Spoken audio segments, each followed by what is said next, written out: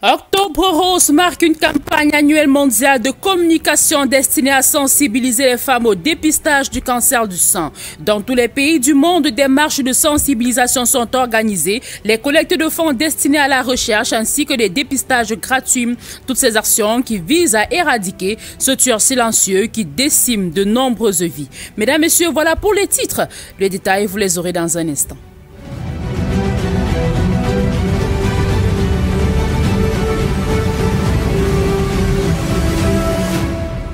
Bonsoir à tous et à toutes, bienvenue à ce journal télévisé bilingue sur Dbs Télévision.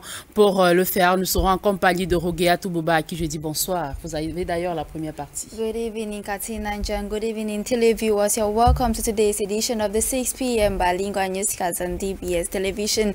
As you heard in our headlines, October is generally called the Breast Cancer Awareness Month, also known as Pink October. Today we shine a spotlight on the importance or significance of combating breast cancer, a disease that affects thousands every year. Ashley Johnson reports. It is a month dedicated to increasing awareness about breast cancer, its risks, and the crucial need for early detection. Breast cancer originates in the cells of the breast, and while the exact cause remains unclear, several risk factors have been identified, including age, family history, and lifestyle choices. Throughout the month, numerous activities are taking place across the nation. Fundraising events, educational workshops, free screening campaigns, and community walks are just a few examples aimed at supporting those affected by the disease and promoting research for better treatment options. But why is early screening so critical? Statistics reveal that detecting breast cancer early can increase the survival rate significantly. Women over 50 are encouraged to have regular mammograms, while younger women should be aware of any family history and consider self-examinations. Prevention also plays a vital role. Leading a healthy lifestyle, including a balanced diet, regular exercise, and limited alcohol consumption can reduce risks. Professional guidelines suggest women discuss their personal risk factors with their healthcare providers to tailor a preventive approach. Pink October serves as a vital reminder of the ongoing fight against breast cancer and the importance of awareness, early detection, and prevention. This month, let us unite to protect our loved ones and contribute towards a future with the hope of eradication. The president of the National Communication Council, Joseph Chebunke Kalabupse, has organized a press conference in the nation's political capital, Yaoundé, sensitizing media men and women on numerous irregularities during the electoral period. This was in the presence of officials from the United Nations who brought software computers to ease the work of the NCC. Our Central Regional Correspondent Yasmi Yakubu reports.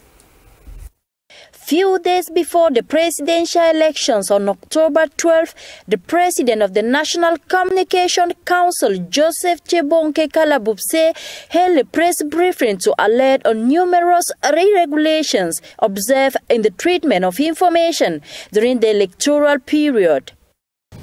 Its objective is to share our observations, analysis, and recommendations with media professionals alongside national and international opinion. These steps are aimed at ensuring a responsible and balanced media coverage that abides by the principles of equality, fairness, and pluralism. He called on media professionals on the need to respect crucial points to guarantee the integrity of a democratic process, in particular access to the media for all candidates and the impact of information on social media. The National Communication Council boss used the occasion to express gratitude to the United Nations who provided them softwares that will ease their work during this period. We want to express our gratitude to the United Nations system for this gesture, and we promise that we are going to use them diligently for the purpose for which they were destined. Indeed, the National Communication Council had already ordered from September 27 the suspension of political debate broadcasts in all Cameroonian audiovisual media, a measure criticized by the National Union of Journalists of Cameroon and press freedom organizations such as Reporters Without Borders. This decision was justified by the desire to reserve the airwaves only for official candidate campaign in the designated slot, raising questions about the space left for democratic debate. Still talking politics in Cameroon, presidential campaigns have always been defined by memorable slogans. For more than 4 decades, incumbent President Paul Biya has used them to communicate his vision, his priorities and promises, from rigor and moralization in the 1980s to stability and continuity. Our reporter Dave Vanessa Shuyong in the following report looks at the slogans that have marked his political journey. Her report. For more than 4 decades, President Paul Biya's campaign slogans have been more than just political catchphrases. They have served as guiding tools of communication for a regime eager to project stability, continuity and experience, even at moments when the country has faced deep crises. In 1984, during his first election as head of state, Biya introduced the slogan rigor and moralization. It was a strong call for discipline and ethical governance, meant to distinguish his leadership from that of his predecessor. By 1988, the slogan evolved into rigor, moralization and democracy. This marked the beginning of political openness as the winds of multi-party politics started blowing across Cameroon. In 1992, Cameroon officially entered the era of political pluralism. Already in power, Paul Biya sought re-election with slogans that emphasized peace and national unity in a highly contested environment. That year, he was also portrayed as the Lion Man, a symbol of strength and resilience in the face of political turbulence. By 1997, the chosen slogan was the best choice. It was crafted to position Biya as the reassuring figure of experience, the most credible solution amid the uncertainties surrounding the opposition. In 2004, the campaign tuned towards renewal and democratic consolidation, giving birth to the notion of the grand accomplissement. It projected Biya as the leader capable of delivering prosperity and development. During the 2011 presidential election, the slogan changed to the people's choice. This underscored the message that Biya's continued leadership was not imposed, but rather endorsed by the broad and consistent support of Cameroonians. By 2018, after more than 3 decades in power, the focus was on wisdom and stability. The slogan, Les Grandes Opportunités, placed emphasis on economic openings, youth employment, and resilience in the face of security threats such as the Anglophone crisis and the Boko Haram insurgency. Now in 2025, at the age of 92, President Paul Biya's campaign is anchored on themes of greatness and hope. The slogan promises a 7-year term of great expectations while recalling the need for continuity and the completion of major projects already on the way.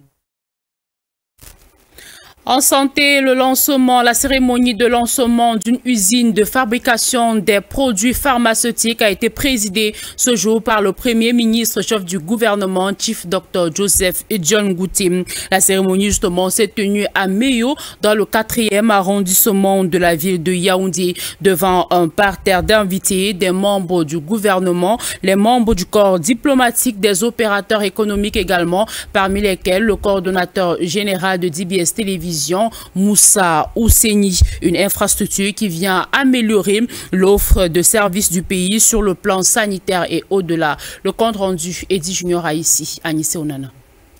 Une pierre, un symbole, un projet. De la réalité, l'on est tout près. La construction d'une usine ultra-moderne de fabrication de médicaments essentiels et de dispositifs médicaux à Meyo, dans l'arrondissement de Yaoundé 4, est lancée. Coup d'envoi donné par le Premier ministre, Dr Chief Joseph John Goutim, ce 3 octobre à Yaoundé. Je tiens à exprimer au nom des pouvoirs publics notre reconnaissance à la société Yicheng Pharmaceutical Group Fabrication, qui a choisi notre pays pour l'implantation de cette industrie pharmaceutique, dont l'investissement est évalué à 530 milliards de nos francs CFA. Porté par le Yicheng Pharmaceutical Group Fabrication Company Limited, cette usine vise une capacité de production annuelle. 100 millions de flacons, 2 milliards d'ampoules, 10 milliards de comprimés par an. De quoi renforcer l'autonomie sanitaire du pays, voire l'espace SEMAC. Notre ambition est claire, faire du Cameroun le cœur battant de l'industrie pharmaceutique en Afrique centrale et un géant de la sécurité sanitaire de toute la sous-région. Sur le plan économique, le projet prévoit de garantir des milliers d'emplois directs et indirects.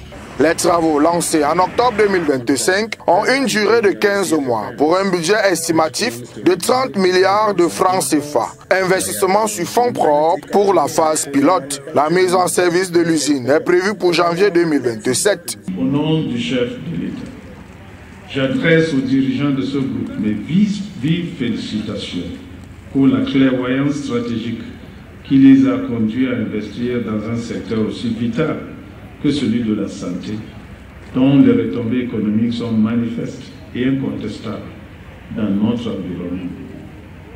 Soyez assurés, le gouvernement restera mobilisé pour accompagner la concrétisation de cette initiative porteuse d'avenir. Deux autres phases vont compléter le dit projet, notamment la construction d'un complexe hôtelier ultramoderne et extension industrielle de l'usine Yicheng dès septembre 2027. Coût du financement 250 milliards de francs CFA. Également pour la phase 3, l'expansion sous-régionale en zone CEMAC, développement d'un réseau de grandes pharmacies, création d'un centre de recherche et développement dès 2031 avec un coût de financement de 300 milliards de francs CFA. Restons en santé pour dire qu'une femme sur 8 souffre du cancer du sein. Et ce mois d'octobre a été baptisé Octobre Rose dans le but de sensibiliser sur cette maladie. Collecter également des fonds pour faciliter la recherche et surtout éduquer la femme sur la maîtrise de son corps. Rappelons que le cancer du sein reste l'une des maladies les plus destructrices de la gente féminine. Audi Flora nous en dit plus. Le cancer du sein chez la femme connaît le taux le plus élevé de prévalence. Chaque année, des milliers de vies parmi elles sont sauvées grâce au dépistage précoce. Le mois d'octobre, coloré de rose, est considéré comme le mois consacré à la lutte contre cette maladie, grâce à une série de campagnes que lancent les établissements sanitaires. Sur la pratique, l'on procède à l'autopalpation une fois par mois, le but étant de détecter éventuellement une présence anormale d'une boule dans le sein. Voilà qui marque le début d'une prise en charge. La prévention contre le cancer du sein passe aussi par l'adoption d'une hygiène de vie saine, question de réduire les risques. Le cancer du sein est une maladie caractérisée par la croissance incontrôlée de cellules mammaires anormales qui forment des tumeurs. Si rien n'est fait, les tumeurs peuvent se propager dans l'organisme et avoir une issue fatale. Le traitement est adapté à la personne, au type de cancer qu'on détecte et à sa propagation. Éducation, appui à cette éducation justement dans l'arrondissement de l'Onako, département du Mungo. Madame le maire de la commune d'Ebonnet a récemment procédé à la remise du paquet minimum à l'ensemble des écoles primaires publiques et maternelles du dit arrondissement afin que les objectifs de l'année scolaire 2025-2026 soient atteints. Les précisions de Franck Lunadifo.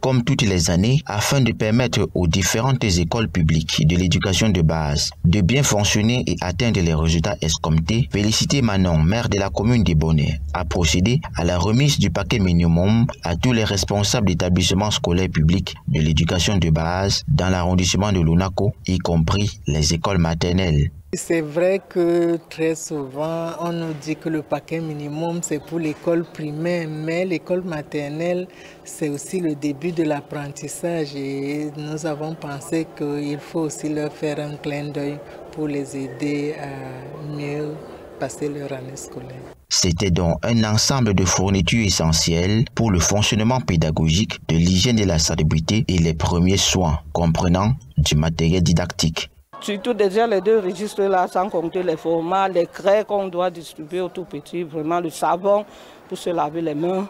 Le paquet nous est grandement utile. Je dis que nous disons grandement merci à Madame le maire parce que même le point d'eau, elle a pensé à donner aux tout petits. On est vraiment en haut. Nous demandons à la mairie de continuer à nous assister, comme elle le fait depuis belle lurette. Et nous comptons qu'elle ne doit pas s'arrêter seulement au paquet minimum. Elle ira même jusqu'à l'entretien des écoles, la donation des tables bancs pour permettre aux enfants de mieux s'asseoir et de mieux suivre véritablement les enseignements. La distribution de ce paquet minimum contribue à l'amélioration de la qualité de l'apprentissage et les conditions d'enseignement vise surtout à soutenir les efforts des enseignants et à garantir que les écoles disposent des ressources de base nécessaires à l'éducation. The candidate of the NUDP political party, Bello Buba Maigari, has the support of another presidential candidate just days before the presidential elections come October 12, 2025. They were motivated by the shared aspirations of the NUDP party, like promoting democracy and change in the country. Yasmin Yakubu reports.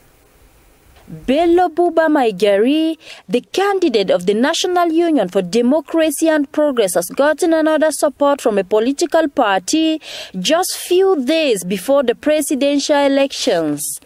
The Union of the People of Cameroon has decided to support and accompany the candidacy of Bello Buba Maigari, nominated by the National Union for Democracy and Progress, to adopt the electoral program of the said candidate for the presidential elections of October 12, 2025. The UPC choice is motivated by shared aspiration of the UNDP to promote democracy, change and progress in Cameroon. According to the UPC Steering Committee, the UNDP's vision converges with the nationalist vision of the UPC and nominated Abdurrahman Hamadu Baba as a presidential candidate at the end of the extraordinary session of the Steering Committee held on July 19, 2025. However, the party steering committee urged all UPC activists and supporters to support UNDP candidacy. Since the beginning of the electoral campaign, the UNDP has been benefiting from the support of other political parties and presidential candidates. Candidate Ateki Seka Caxton, nominated by the Liberian Alliance Party, and candidate Akere Muna have given their support to same candidate, and they have been accompanying him on the ground to convince voters. Cabral Libi of the CPRN party has assured Cameroonians in the Northwest region that his priority as a future president of the country will be the return of peace to the crisis-hit regions, that is the Northwest and Southwest. He was speaking yesterday in Bamenda as he carried out a campaign meeting at the Commercial Avenue. Mange Venatius reports. As an act of bravery, the CPRN party flag bearer, Cabral Libi, waved aside the lockdown in the northwest and southwest regions and carried out his campaign at the very heart of the city of Bamenda. With a crowd that turns out to listen to the offer he has, the presidential hopeful began by acknowledging the 9-year-old crisis, pointing out that the only way is that peace should return to the regions.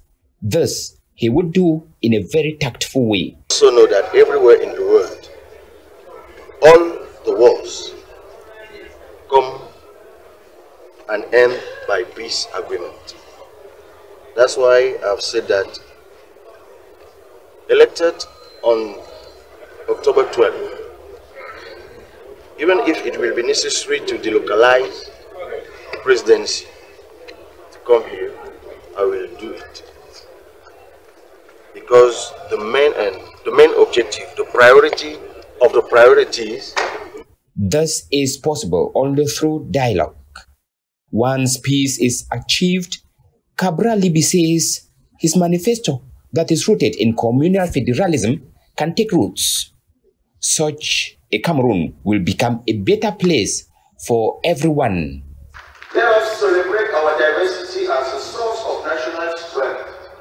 Let us work together for a Cameroon where every child has access to quality education, where every citizen feels secure, and where opportunities abound for all. He reminded them that the victory ballot is the orange color to be used on October 12.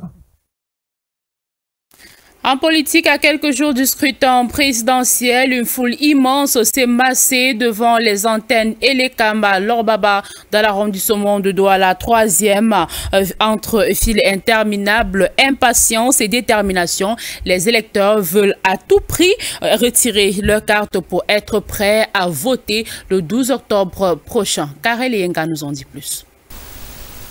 Aux premières heures de ce matin, le quartier Lorbaba, dans le 3e arrondissement de Douala, s'est réveillé au rythme d'une foule inhabituelle. Devant l'antenne locale d'Elekam, plus d'une centaine de citoyens, carte d'identité nationale en main, se sont précipités pour tenter d'obtenir leur carte d'électeur. Dès 7 heures, la file d'attente s'étend déjà sur plusieurs dizaines de mètres. Certains s'installent à même le sol, d'autres s'abritent à l'ombre des bâtiments pour patienter. Tous affichent le même objectif, être prêts pour le scrutin du 12 octobre prochain. L'essentiel pour nous, c'est faire notre devoir citoyen. Et en dépit de récupérer les cartes, on doit faire ça à demi. Parce que si tu peux voter avec la carte d'identité, CENI, ça ne sera pas comme si tu avais ta carte électeur. Jusqu'à la fermeture, même s'il faut revenir ici, même lundi, s'il faut revenir lundi, retrouver ma carte d'électeur. Je suis décidé à voter l'année-ci. Je suis décidé pour le changement et nous allons changer le pays dans les urnes. Nous sommes prêts. Mais si l'engouement est total, la patience se fait aussi entendre. Plusieurs électeurs dénoncent la lenteur du processus. Je suis là depuis pratiquement 7 heures du matin et je suis arrivé, il y avait pratiquement un rang pas possible. Je ne sais pas pourquoi il est quand même si mal organisé pour la distribution des cartes d'électeurs. Depuis 7 heures que je suis ici là pour retirer ma carte. Il manque qu'on me remette ma carte pour que je puisse remplir mon devoir civique, non. Je dois voter. Oui, parce qu'au moment de l'inscription, il m'avait fait comprendre qu'ils vont m'appeler au téléphone. Les gens qui s'inscrivent, on va les appeler au téléphone pour qu'ils viennent récupérer leur carte. Donc j'ai attendu, je n'ai rien retrouvé. C'est pour ça que je suis là. Malgré ces difficultés, la détermination reste forte. Certains annoncent même qu'ils passeront la nuit devant les bureaux d'Elekam pour être sûrs d'obtenir leur carte à temps. À quelques jours du scrutin, ce ragan de mobilisation traduit le désir des populations de faire entendre leur voix et de prendre toute leur place dans l'avenir du pays. Dans sa tournée de campagne électorale, Joshua aussi, candidat SDF, était à Bafoussam pour présenter son programme aux potentiels électeurs du chef-lieu de la région de l'Ouest. Il s'agit du développement économique, social, culturel et structurel du Cameroun avec pour pivot le fédéralisme. Alexis Angwa. Dans son périple national de campagne pour la présidentielle du 12 octobre 2025, Joshua aussi est arrivé à Bafoussam en fin d'après-midi après une tournée dans quelques localités de la région de l'Ouest. Face à ses militants et citoyens, le candidat du Social Democratic Front leur a résumé son programme en 5 points, entre autres la résolution de la crise dite anglophone et la révision de la Constitution. De rupture qu'on peut prendre par décret. La deuxième chose, c'est de mettre fin à la violence dans le nord-ouest et le sud-ouest. L'emploi pour les jeunes à travers la transformation locale des ressources du Cameroun. Parce que si nous ne transformons pas ici ce que nous produisons ici, les jeunes n'auront jamais de travail. Et le pays qui prend tout notre cacao pour le transformer, c'est la Suisse.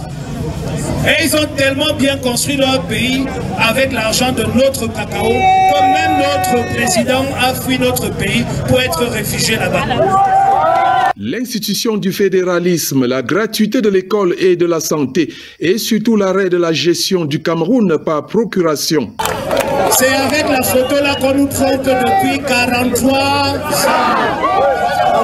Le bulletin rose c'est le bulletin du candidat Joshua aussi qui est devant vous. Avant de quitter son auditoire, il a demandé aux inscrits de retirer leur carte électorale et de participer massivement à l'élection.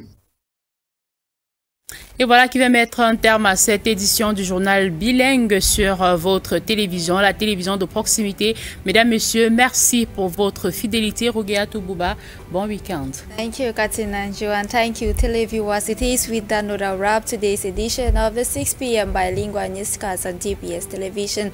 Do not go away, our programs continue. Until then, goodbye.